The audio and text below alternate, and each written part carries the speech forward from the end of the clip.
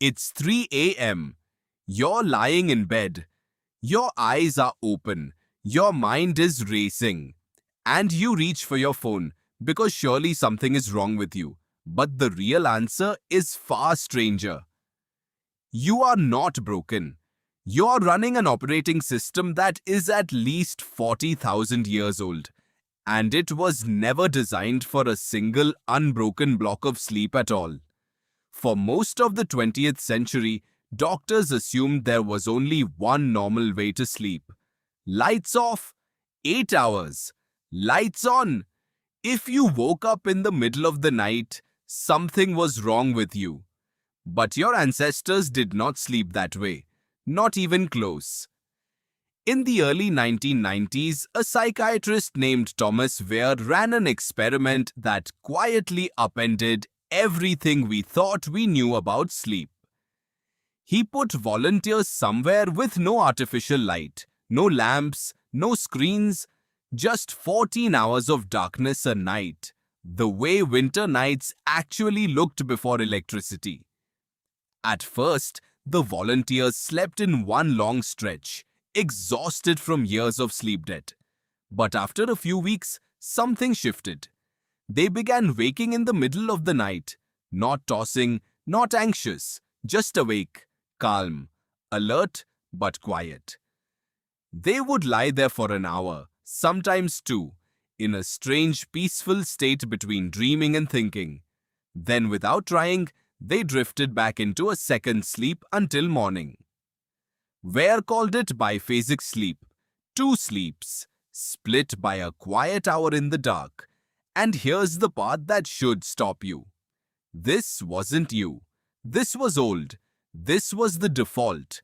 A historian named Roger Ekirch spent over a decade digging through diaries, court records, and folklore from pre-industrial Europe. What he found, buried in thousands of documents, was a phrase that appears again and again. First sleep. And after it, always a second one. People went to bed shortly after dark. They slept a few hours. Then they woke, not in a panic, not checking a clock, because there often wasn't one to check. They called this waking period the watch, simply part of the night, the same way dusk is part of the evening. So what did they actually do during it? Some prayed. Religious texts from the era mention prayers meant for this middle waking hour, considered spiritually quiet, closer to God than the noise of the day. Some talked, describing their most intimate conversations happening here, in the dark, when the household was silent. Some got up entirely. They tended the fire. They checked on animals. They visited neighbors who were often awake too, running on the same ancient rhythm. And some just lay there, thinking, half dreaming, half awake, in a state some researchers now believe is uniquely creative. Then around 1 or 2 in the morning, they slept again. Second sleep, until dawn. This was not written about as a problem.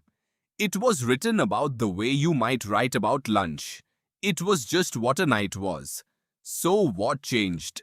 Light changed. Cheap, controllable artificial light. Gas lamps first, spreading through cities in the 1800s, pushing bedtime later before the first sleep even began.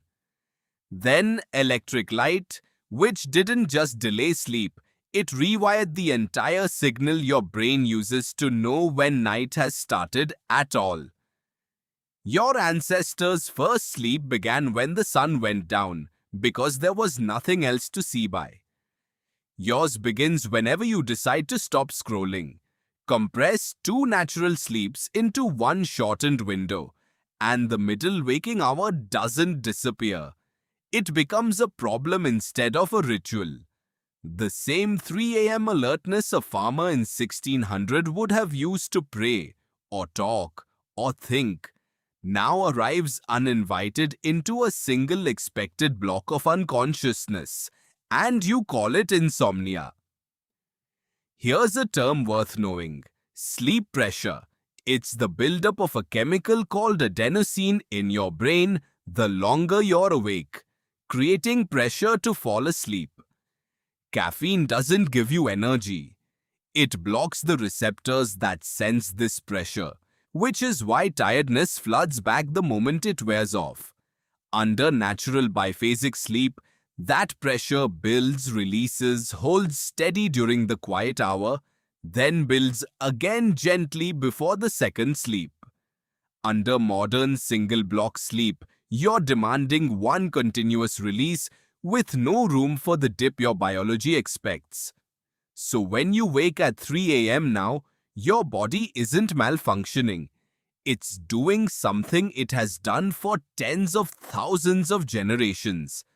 It just has no ritual left to fill that hour, so it fills the silence with anxiety instead.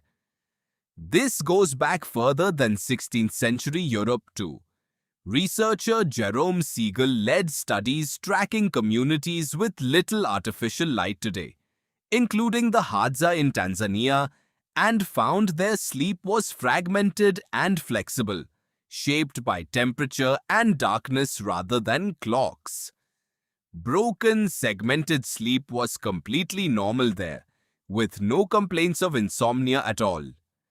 Nobody was lying awake at 3 a.m. wondering what was wrong with them, because there was no expectation being violated, which raises a strange thought. Maybe insomnia isn't primarily a sleep disorder. Maybe it's partly an expectation disorder.